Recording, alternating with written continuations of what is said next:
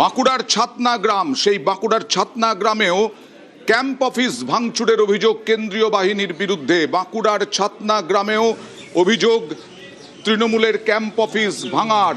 ছাতনায় কথা বলবো প্রিয়ব্রতর সঙ্গে। প্রিয়ব্রত, এখানে কি 100 মিটারের মধ্যেই এই ক্যাম্প অফিস গড়ে তোলা হয়েছিল? না, 100 মিটারের মধ্যে নয়, 100 মিটার থেকেও প্রায় আরো কিছুটা দূরে এই ক্যাম্প অফিস হয়েছিল। কিন্তু যেটা অভিযোগ যে সাতটার যে নবগ্রামে 131 নম্বর বুথ, সেখানেই কিন্তু ভাঙচুর চালানো হয়েছে। কেন্দ্রীয় বাহিনীর জওয়ানরা বিনা প্ররোচনায় যে কর্মীরা রয়েছিলেন, যেখানে ওই ক্যাম্প অফিসের পাশেই জলের ব্যবস্থা করা হয়েছিল। কারণ তুমি জানোই বাঁকুড়ায় প্রচন্ড গরম, এবং সেই কারণে মহিলা ভোটাররা সেই সময়তে ওই জল যখন ভোট দিয়ে যাচ্ছিলেন সেই সব জল খাচ্ছিলেন, এমনটাই অভিযোগ করেছে তৃণমূল নেতৃত্ব। যে বিনা প্ররোচনায় সেই তখন মারধর করা হয় এবং বুথ সভাপতিকে মারধর করা হয়েছে। পাশাপাশি আরো দুজন মার খেয়েছেন এই ঘটনায়। লাঠি গরমে ভোটারদেরকে জল দিয়ে সাহায্য করা যাবে না, এমনটাই কিন্তু দাবি করছে তৃণমূল নেতৃত্ব। কারণ যে ঘটনা ঘটেছে তারপরে কিন্তু যে প্রার্থী সেই স্বপন মণ্ডলকে জানানো হয় বিষয়টি, এবং তিনি ঘটনাস্থলে ছুটে যান।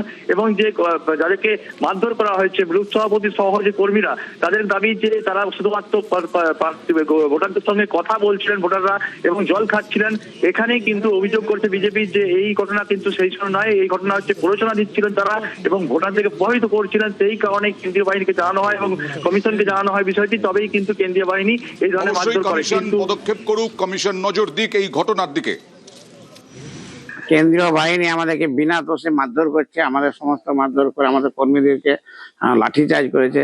আমাদের এখানে বিকাশ মাহাতো, এরা দুজন ছিল আর কি, তাদেরকে প্রচন্ড মারধর করেছে। আমাদের যে গণতান্ত্রিক অধিকার আছে সেই গণতান্ত্রিক অধিকারকে নষ্ট করার স্বার্থে আজ কেন্দ্রীয় বাহিনীকে দিয়ে আজ সাধারণ মানুষকে এভাবে নোংরা পরিবেশ করছে। এটার বিরুদ্ধে আমাদের সোচ্চার হতে হবে, তাদেরকে আমার কমপ্লেন দিতেই হবে।